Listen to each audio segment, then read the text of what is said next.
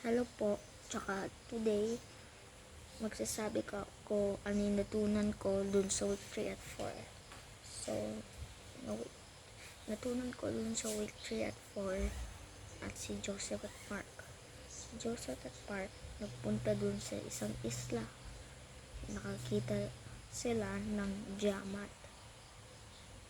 Sabi ni Mark, kuha na natin to.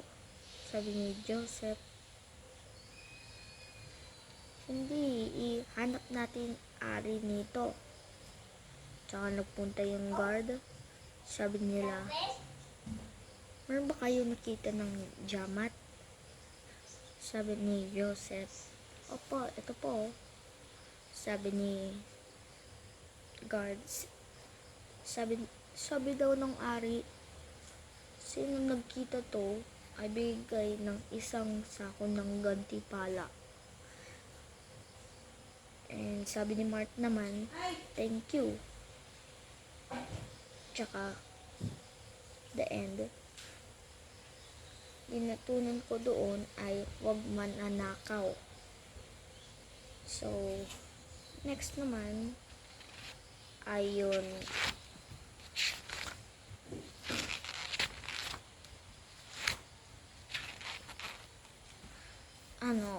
Parts ng book or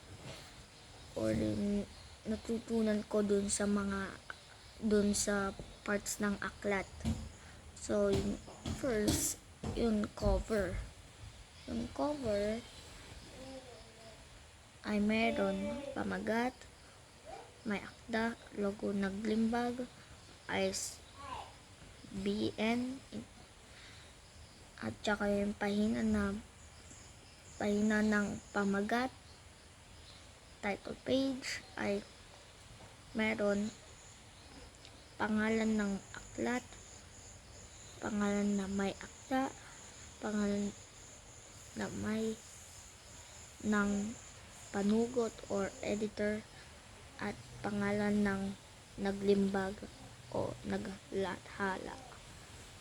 Tsaka iba pa. Kaso yung favorite part ko ay yun katawan ng aklat. Kasi dami ko ng sulat, tsaka ako ay nagano ng book eh.